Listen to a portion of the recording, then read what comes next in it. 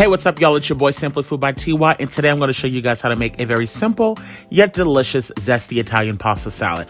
We have about 12 ounces of noodles that have been cooked to al dente, and now we're going to start focusing on the vegetables. So I used about 3 pints worth of cherry tomatoes. Now, you want to make sure that the tomatoes are nice and firm. If you find that any of them are a little bit on the soft side, you want to discard those.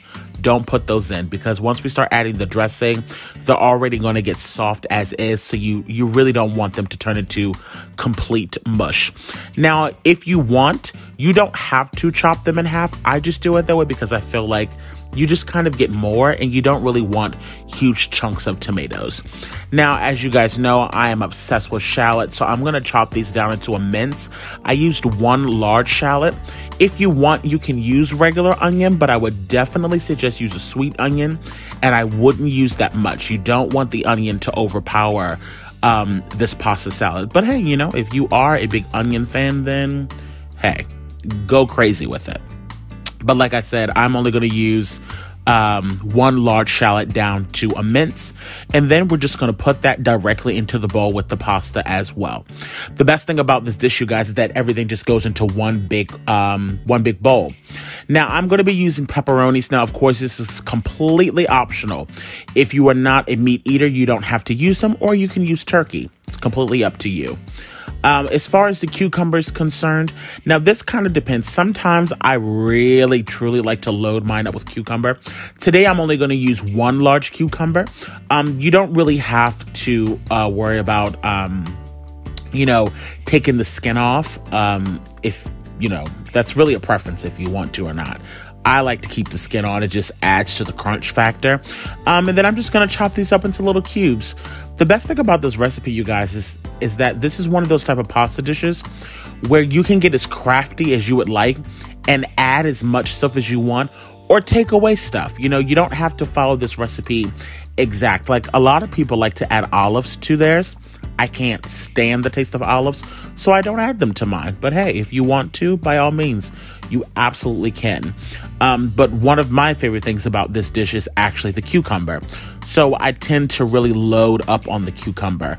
And because this was a pretty large one, I'm only going to need to use 1 today. But like I said, you can add as much as you would like. Now, I'm also going to be adding in 1 sweet orange bell pepper.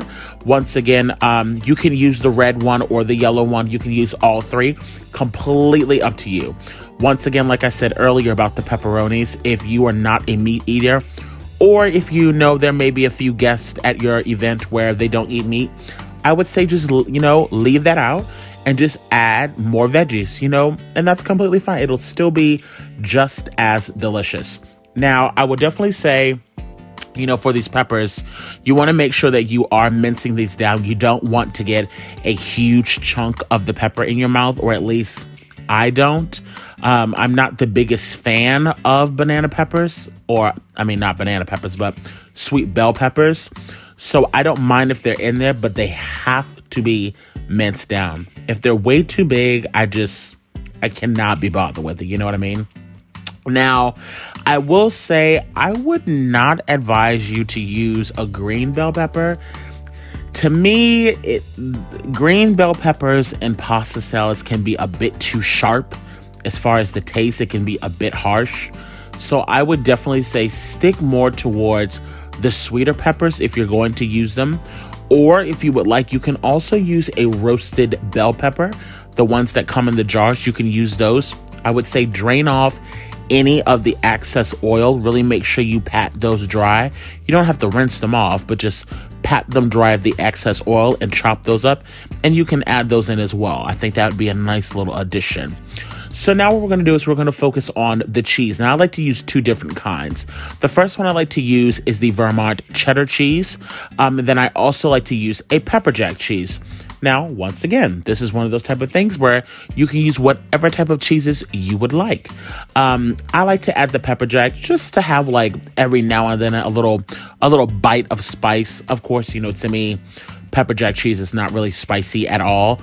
But I do suggest that you cut it into thin slices like this. And then what I'm going to do is I'm going to cut them into cubes.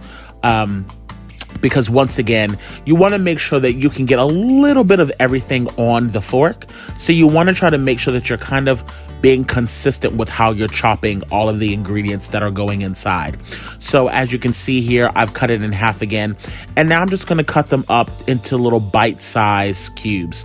And that's honestly like the perfect size. And I did use the entirety of both of those blocks, and it turned out to be just the right amount of cheese. So yeah, there you go. So then the next thing we're going to do is we're going to talk about the seasoning. Now, it's really simple. I used the Perfect Pinch, the Salad Supreme seasoning. Now, I didn't use a measuring utensil for this because I'm just so used to doing it by eye. But I would definitely say I would err more towards using anywhere between 4.5 to 5 tablespoons of this.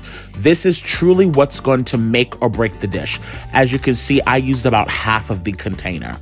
It gives it a really nice zesty flavor to it. And I'm going to be using a 24-ounce bottle of the Olive Garden's Italian dressing. Now, I'm going to tell you, the Olive Garden Italian dressing has become like my new favorite dressing to use in this dish. I used to use, I think it was Wishbone, but like now I'm obsessed with this Olive Garden one. You guys, that's it. There is not much to this recipe at all. It takes hardly any time at all to make. It lasts for days at a time. It is so delicious. Take this to a cookout down to the beach, you know, have it for a dinner party. Everybody will absolutely love it.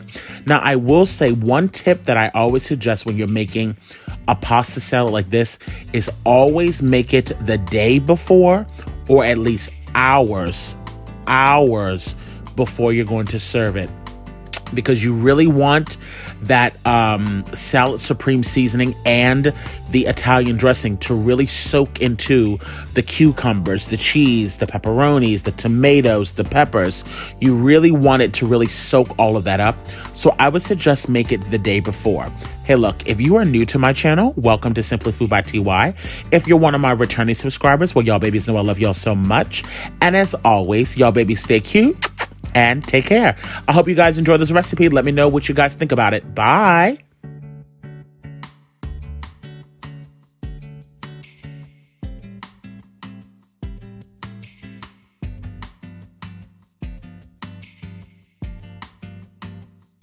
Slaying in the kitchen. Simply Food by TY. We hope that you enjoyed it. Simply Food by TY. If you haven't took the time, make sure you subscribe. Thanks for watching. Thanks for watching. Thanks for watching Simply Food by TY.